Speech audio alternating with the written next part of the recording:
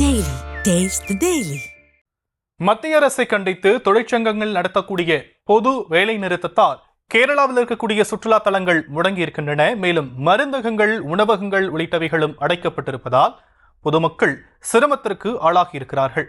விவரங்களை செய்தியாளர் சத்யராஜ் வழங்கலாம். கேட்கலாம். சத்யராஜ், விரிவான விவரங்கள் என்ன? வணக்கம் சாம். மத்திய அரசை கண்டித்து நாடு முழுவதும் இன்று பாரத் பந்த் என்ற பெயரில் பொது வேலை நிறுத்தம் நடைபெற்று வருகிறது.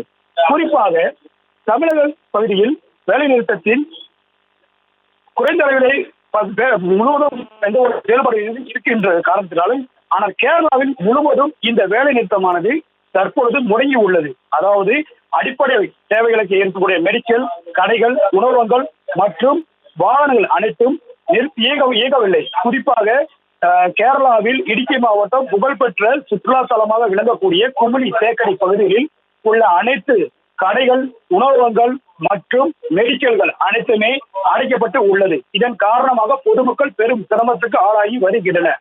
தொடர்ந்து பார்த்தோம் என்றால், எப்பொழுதுமே பரபரப்பாக இருக்கக்கூடிய குமிளி பேருந்து நிலையம் தற்பொழுது வாகனங்கள் வரிசையாக நிற்கப்பட்டு ஆள் நடமாட்டம் இல்லாமல் காணப்படுகிறது. தொடர்ந்து முக்கிய சாலைகளில் எந்த ஒரு பேருந்து இயக்கமும், ஆட்டோக்கள், ஜீப்புகள் எவற்றுமே இயங்கப்படாமல் சாலைகள் முற்றிலும் வெறுமனை வெறிச்சோடியாக காணப்படுகிறது. இன்று தமிழகத்திலிருந்து கேரளாவுக்கு செல்லக்கூடிய மலை வேலையாட்களும் செல்லாதபடியால், குறிப்பாக கம்பம் பள்ளத்தாக்கு பகுதியிலிருந்து 50,000க்கும் மேற்பட்ட பொதுமக்கள் கேரளாவுக்கு வேலைக்கு சென்று வருகின்றனர்.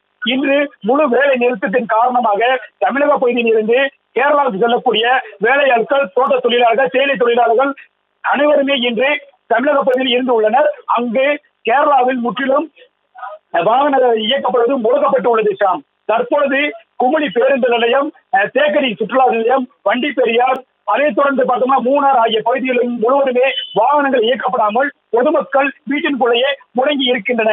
இந்த பொது வேலை நிறுத்தமானது கேரளாவில் பேருந்துகள் இயக்கப்படாமல் முழு நேரமாக வெற்றி அடைந்ததாகவும் இப்பகுதியில் உள்ள பொதுமக்கள் தெரிவித்து வருகின்றனர். அதே வேளையில் பொதுமக்களின் அன்றாட வேலைகள் பாதிப்பு ஆளாகி உள்ளது. சாம், விரிவான விவரங்களுக்கு நன்றி சத்யராஜ்.